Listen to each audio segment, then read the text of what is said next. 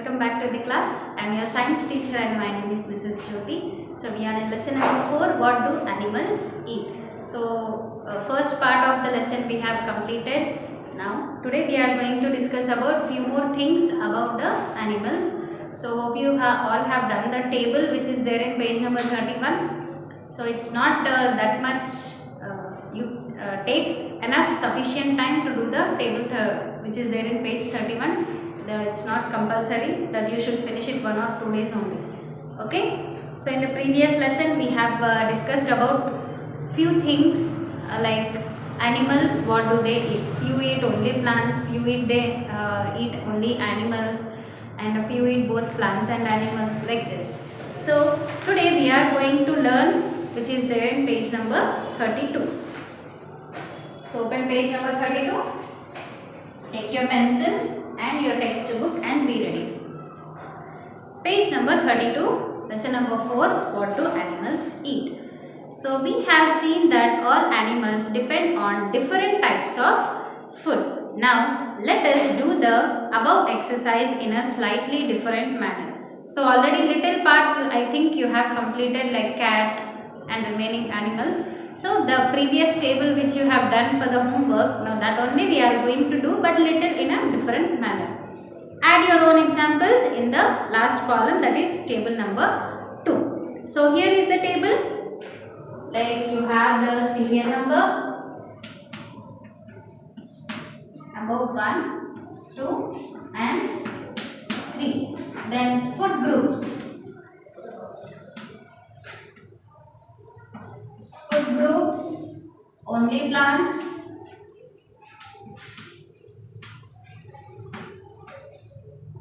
only animals, and third one is both, that is plants and animals. Now in the third column you have to write the examples of it which you know. Okay, so whatever examples you know, that you have to write. Now first one is the animals which eat only plants. So cow, sheep, then horse, zebra, etc. Cow, sheep, goat, buffalo, horse, donkey, zebra, giraffe. So all these are the examples of animals which eat only the plants. Then the second one is the animals which eat only the other animals, like tiger, fox, cheetah, then crocodile,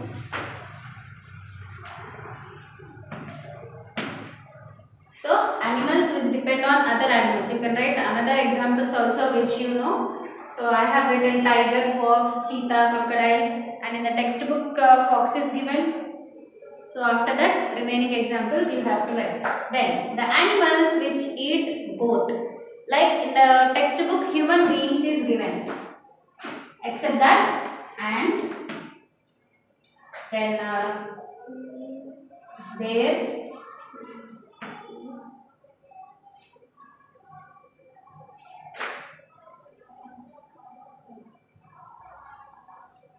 then mice, that is the rat. Okay, mice, rat. So all these things they come under both, that is they eat both the food which is obtained from plants as well as the animals. So based on this we categorize the animals into 3 groups. Which depend only on plants, they are called as herbivores. Which depend only on animals, we call them as carnivores. Which depend on both, we call them as omnivores. And you already know it because you have studied from lesson class 2 onwards. You know what are herbivores, carnivores and omnivores. You are studying it from class number 2. Okay, so hope you all have written.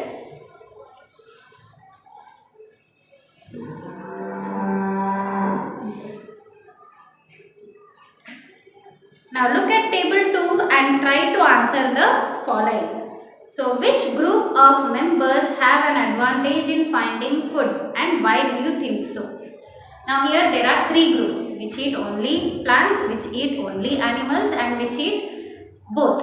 Now under these three categories, which type of animals, for them it is very easy to find the food? Yes, it is the first category. That is, they can either depend on, they will depend on plants. So plants are everywhere, right? Plants are everywhere. So for them, it is very easy to find the food. Could the animals in the food group 3 depend only on plants if animals were not available, and why? So, if there are no animals available to eat, for suppose a tiger is there. So, tiger it feeds on deer. So, if deers are not available, can they depend on only one type of food, that is plants? No. So they do not depend because their teeth, the mouth structure, everything, it depends on the food that it eats. So it cannot eat the food. What will happen if all the animals eat only plants? So what would happen if all the animals in the world eat only plants? After a certain period of time, there will be no plants seen. Okay, after a certain period of time, we cannot see any plant because there are so many large variety of animals, and if all the animals depend only on plants, they start eating continuously, and after a certain period of time, we cannot see any kind of plant on the earth. Do you know? Animals that depend only on plants for food are called as herbivores. So herbivores depend on plants. Animals which depend on plants are called as herbivores. Animals that depend on other animals for food are called as carnivores. Carnivores are the animals which depend only on animals. And animals that take food from both plants and animals are called as omnivores. As I already told you, omnivores, they depend both on plants and animals. So the animals which depend on plants are called herbivores, which depend on animals are called as carnivores, which depend on plants and animals are called as omnivores. Yes? Now, below the box, suppose omnivorous animals start depending only on plants. Discuss and write how it could affect the nature. For suppose omnivores are there. Omnivores are the one which eat both plants and animals. Now, if these omnivores do not eat animals at all, if they don't eat animals and if they completely depend on plants, what would happen?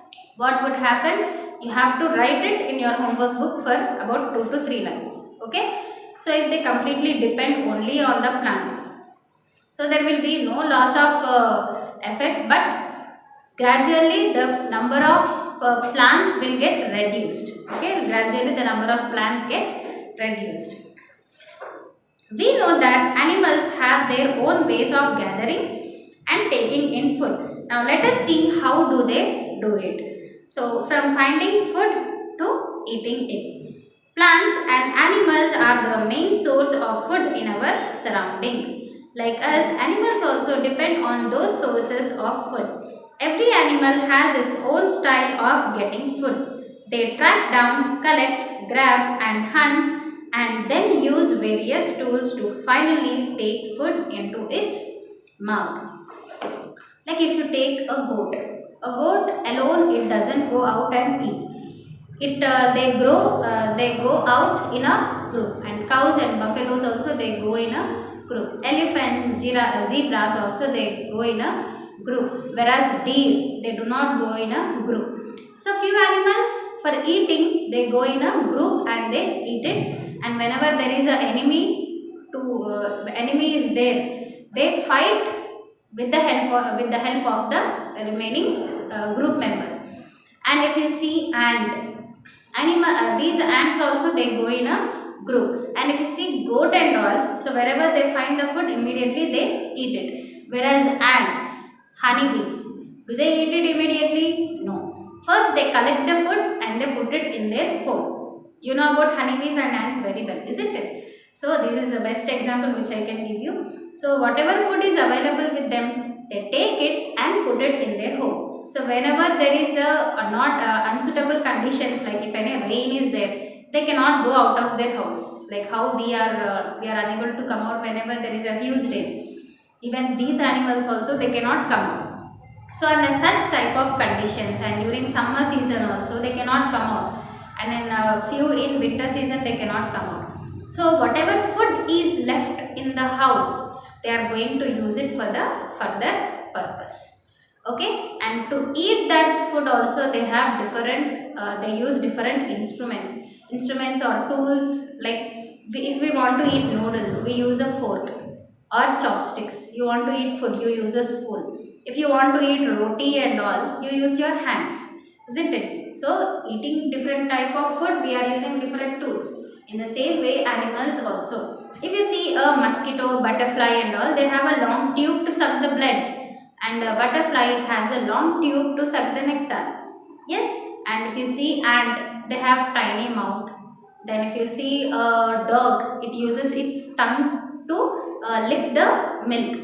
And if you see like a tiger and a cheetah and all, they use their mouth, the sharp pointed teeth. With the help of the teeth, they are going to tear the flesh and eat. If you see birds and all, they are going to use the beak. Okay, so different animals, they use different tools to eat the food. So tracking down the food. So how do they find the food? Most animals feed regularly, but first they must locate the food. So mostly all the animals, they eat whenever they find the food. But the foremost thing is they have to find the food. So how they are going to find the food? So we cannot find food everywhere, like we also human beings. We cannot grow the plants in desert areas, and we cannot grow plants in the hilly areas where there is continuous snowfall. In the same way, for animals also, it is very difficult for them to find out the food. It's very difficult for them to locate the food. So to do this, they use a wide range of senses. So we have different senses like smelling and eyes and all, and hearing and all. So by using our ears, we can hear the sound and tell what type of like sound it is. And by using our eyes, we can tell what type of food it is. Sometimes whenever your mother is cooking in the kitchen and you sit in the hall or bedroom, with the help of smell, you can identify what type of curry your mother is preparing. Yes, and if you are blindfolded, that is if you tie some cloth to your eyes and touch the food items, so with the help of sensing of touches also you can identify what type of vegetable it is and what type of food it is. Yes, you can identify. Now in the same way, animals also, they have different senses to find out the food. So some animals rely more on one sense than the other, and it can therefore be highly developed in them. Human beings, we use our eyes, we use our nose, we use our ears and our hands to feel the food items, and we can sense it in different ways. And whereas few animals, they can use only one type of sense. Like in the previous part, we have discussed about dog. Dog, it identifies the animal only by sniffing. By sniffing, that is by smelling the food. So, for that particular animal, that sense organ is more developed. For that particular animal, that sense organ is more developed. And for animals like eagle, vulture, they fly in the air. Most of the time, they fly in the air. So, from that height, they have to find the food which is there on the ground. So for these animals, their eyesight will be more. Their eyesight will be more. That is, they can see very clearly which is on the ground. So according to the senses dependent on each animal, the senses of that particular animal, they are little more efficient. Let us consider some examples to understand this better. What do you think the dog does to find its food? So, which sense of the dog do you think is more developed? So, this we have already discussed. So, dog is going to smell. So, the smelling sense is developed more than the eyesight and the remaining senses. What about the vultures that fly high above in the sky yet find their food on the ground? So, vultures they fly very high in the sky rather than the remaining birds. But even though they fly for a certain height, they are able to find the food because of their eyesight. Just now we discussed it, isn't it? So, which sense organ do they mainly use to find their food? So, they use their eyesight. How do bats find their food at night? So, for bats, their vision is more than the daytime. So, bats they use their vision and they are going to find their food. So, thus we have seen that animals use some sense more strong than the other to find their food. For example, dogs use the sense of smelling while vultures use vision. Bats depend more on hearing while some reptiles on taste. So, here dogs by sniffing, then vultures by their sight, and if you see bats by hearing and by their nighttime their vision also will be more. And if you see some reptiles like lizard, snake and all, so they depend on the taste. So whatever thing is there, if you give the duster also, first the reptiles they come and taste the duster. If it is eatable, then they are going to eat it. If you ever go near a pond, observe the pond skaters there in figure number 2. So, observe how quickly they move from one side of the pond to the other side to catch the insects that fall on water. So, pond skaters an insect which feeds on other insect. So, here you can see a pond skater. So, it is an insect which feeds on other insect. So, they move very fast like in on the pond as there is a marshy place. So many insects will be available, small tiny insects will be available. So this insect it looks similarly like a grasshopper and this is dependent on the other small tiny insect. So to catch that insect it moves very fast. So they compare the ripples on the opposite side of the pond caused by the legs of the insect struggling to move up. Calculate the distance and see how to grab it. So now how engineers do to construct a big building, they are going to calculate how much of cement is required, bricks are required and how much time it's going to take and how much cost is going to happen. Now in the same way this animals, the small insects, they are also going to calculate at how much speed the insect is moving, how much speed I have to move to catch the insect and all. So they are going to calculate the speed of the insect and then they are going to grab and eat the insect. And collecting the food and all we are going to see in the next session. And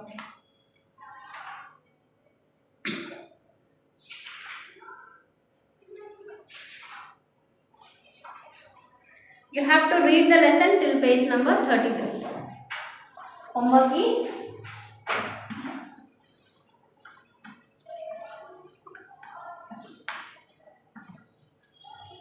read lesson 4 till page 33. So this is your homework and you find any difficult words you can underline it and that you can write it in the classwork also because first bit is keywords and 20 keywords you have to write it by your own that you can do it. So hope you all have understood. We will meet in the next session. Thank you.